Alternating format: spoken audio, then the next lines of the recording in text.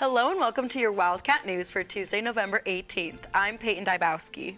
And I'm Reese Durham.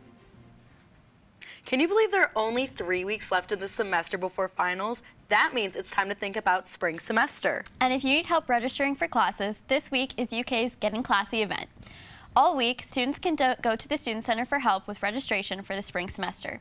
Even if you're already registered, you can stop by to meet with advisors who can review your schedule and make sure you're on the right track for graduation. You can find more information on BB Involved. As we approach the end of the semester, students are also thinking ahead to Thanksgiving and the winter holidays. Emily is here to tell us about one event here on campus focused on gratitude. Emily? Last Thursday, students at the Lewis Honors College took a moment to pause and say thank you to those who have supported them so far on their UK journey. This week, the Lewis Honors College hosted Thankful Pie, inviting students to reflect on the people who have helped them grow during their time on campus. The event gave students a relaxed space to write notes to professors, advisors, and mentors, and even grab a mini pie to go. Organizers say it's a simple way to build community during a stressful point in the semester. Well, this is definitely the time of year where students definitely get a lot more busy with like exams and finals and things. So it's nice to have like a little bit of time to like take a break and like think about good things and good experiences and good professors you had. Lainey organizes programs like these to make sure every student, no matter how small their contribution, feels like they have a place in the Lewis community. Staff say the goal isn't just to celebrate thankfulness, but to help students slow down and reset.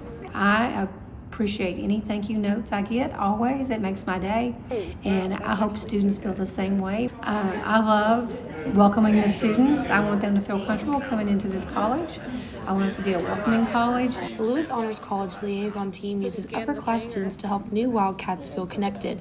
Kofer says the team works year-round to be a consistent source of support as students adjust to the pressures of college. And as students filed through, many said the event helped them remember who has guided them along the way.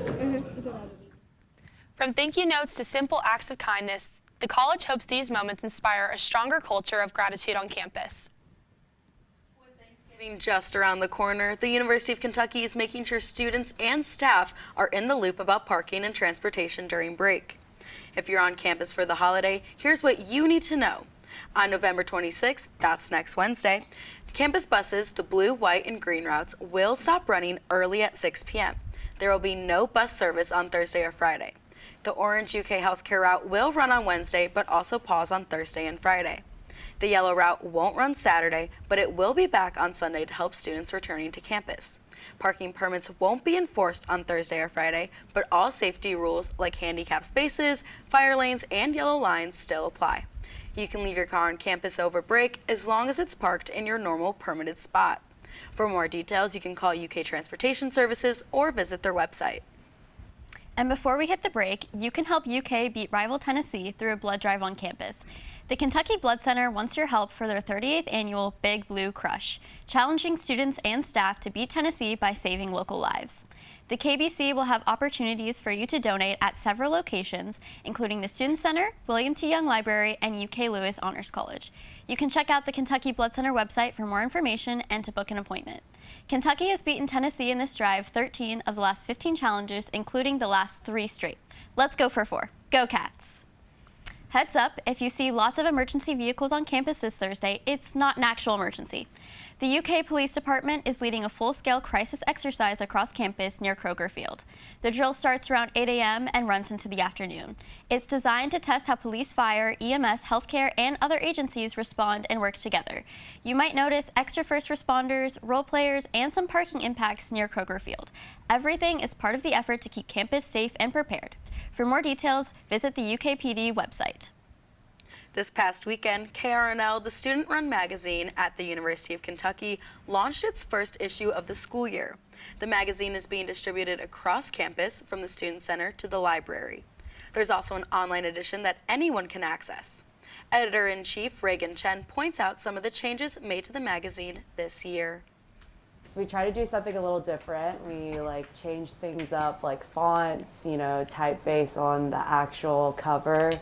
And we just really wanted to embrace the creativity throughout every team. I mean, I'm so proud of all the teams that did it and put their work into it, but we just wanted it to be different and look different from past issues we've done. You'll find something for everyone, so that's why you guys should read it.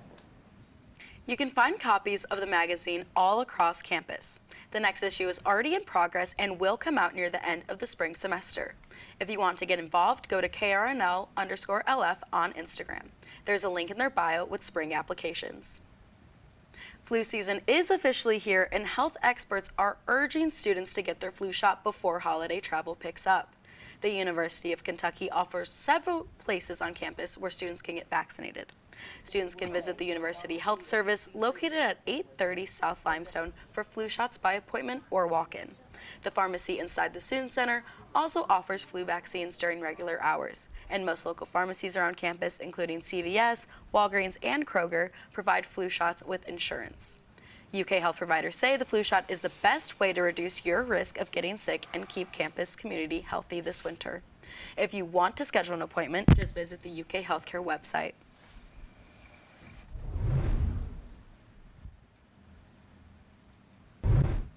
In news around the nation, the government shutdown came to an end Wednesday after a record-breaking 43-day shutdown. The shutdown began after the Republicans and Democrats were unable to come to an agreement on extending healthcare subsidies. This led to a lack of SNAP benefits, mass layoffs, and missing paychecks. Airports also started to see backups and canceled flights. The shutdown concluded after the Democrats and Republicans came to an agreement to reopen the government, but without a decision on the health subsidies that started the shutdown. The government will now be funded until January 30th. A Tennessee judge has temporarily blocked the development of National Guard troops in Memphis. Republican Governor Bill Lee sent the troops after President Trump said he wanted to crack down on crime in the city. Democratic lawmakers pushed back, arguing that Governor Lee had overstepped his authority. The judge agreed, citing concerns over using state military forces to handle domestic law enforcement. The state has 5 days to appeal before the pause goes into effect.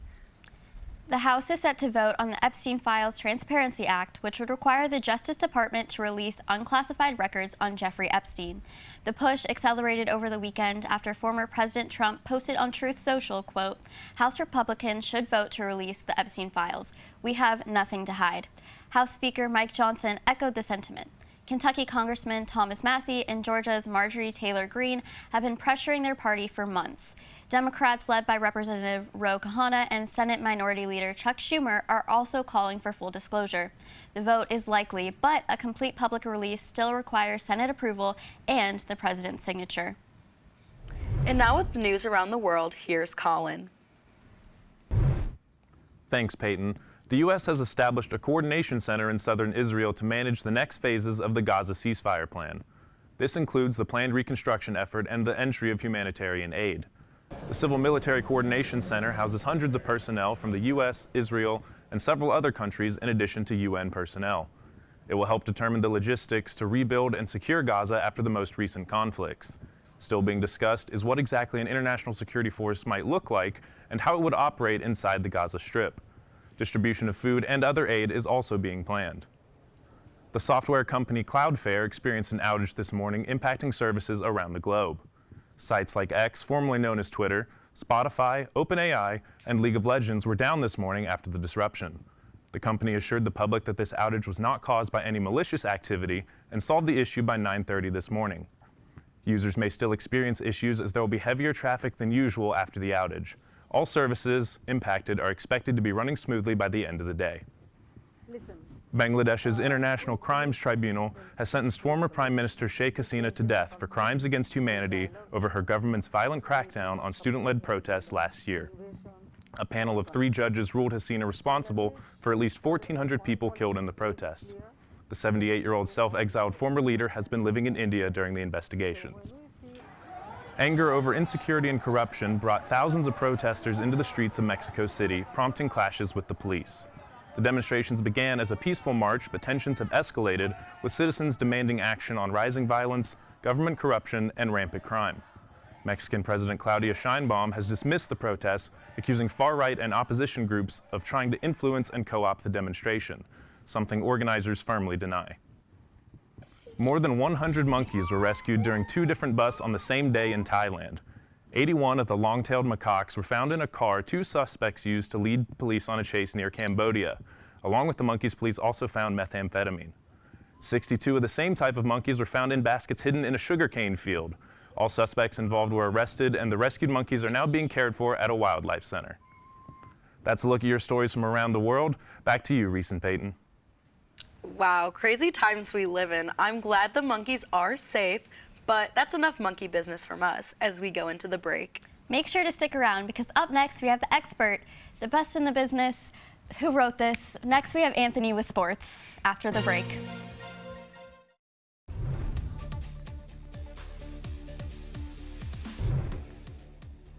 Welcome back to the best part of Wildcat News, the segment where my producers let me talk about what's going on in the Kentucky athletics world. So kick your feet up, order some food, and enjoy Wildcat sports. This past Sunday, UK Volleyball had their last regular season match where they honored senior Eva Hudson and grabbed their 9th consecutive SEC title. The night started on an emotional note as the lone senior Eva Hudson was honored with a tribute video from her team and a standing ovation from Big Blue Nation. After the tears, it was game time.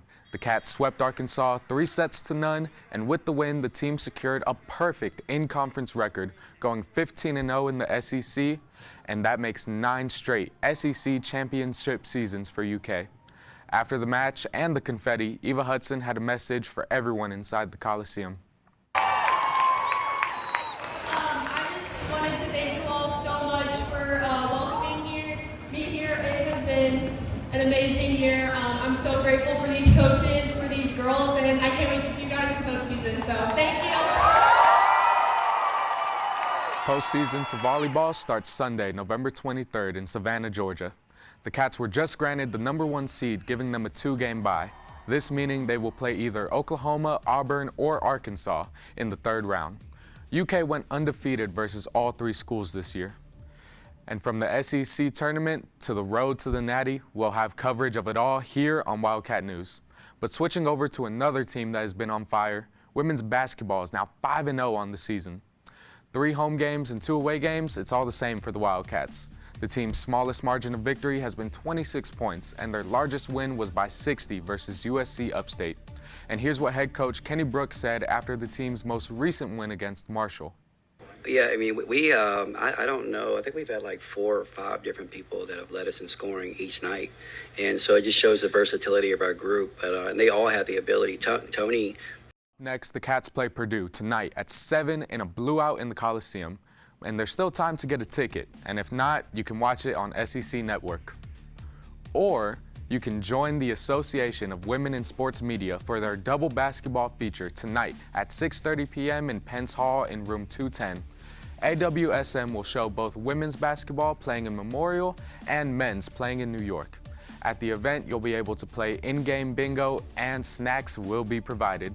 So even if you're not a member, all are welcome to join in on the fun. And happening later this week for UK sports, men's soccer has been selected to the 2025 NCAA tournament. After finishing the season 10-3-5, the Cats will face St. Louis in the first round on Thursday, November 20th at 8 p.m. And if UK wins, they will face number 8 Indiana in the second round of the College Cup. And from the soccer pitch to the football field, after winning their last 3 games, Stoops and the Cats are set to leave the Bluegrass to face Vandy this weekend. UK played their last home game this past weekend, so Vanderbilt will be the first of the final 2 games of the season for the Wildcats. Kentucky holds a 5-5 record, and with bowl game hopes still alive, Cutter Boley is sure to put on a show in Nashville. Well, I hope you all enjoyed my part of this show because that's all I have for this day. So let's head to Reese at the desk with her musical story. Ever wanted to try your hand at the ukulele? The UK Student Activities Board partnered with Jam Cats to hold a ukulele workshop last Friday. Jam Cats is a student organization focused on providing a space for student musicians. It gave away free ukuleles to the first 25 students that attended this event. UK student Sylvia Baskin was one of the first to get a ukulele. Because I looked on UKBB and I was like, I want to do something. And then I saw that there was free ukuleles. And I'm like, I do want a ukulele and I do want to act like I know how to play an instrument. The workshop was beginner friendly and participants were guided through how to tune and strum their instruments. The Jam Cats also were on hand to help. They host open mic nights for students who wish to perform or just want to listen to some good music. For more information, you can check out Jam Cats on BB Involved or their Instagram at Jam Cats Club on Instagram. So, Peyton, what's your go-to ukulele song? I don't think anyone has asked me that question before. I have good but questions. I don't know if anyone knows the I Don't Know My Name by Grace Vanderwall. Oh my God, My girl played the yes. ukulele first. That's perfect. I thought mine was going to be the best. I was going to do Gotta Go My Own Way from High School Musical 2. It's a good choice. But, you know, you beat me there, I have to say. Well, that's all for today's Wildcat News. To keep up with the latest news and updates, follow us on Instagram at Wildcat News UKY. We'll see you next Tuesday at 1 on Twitch for more. Have a great week.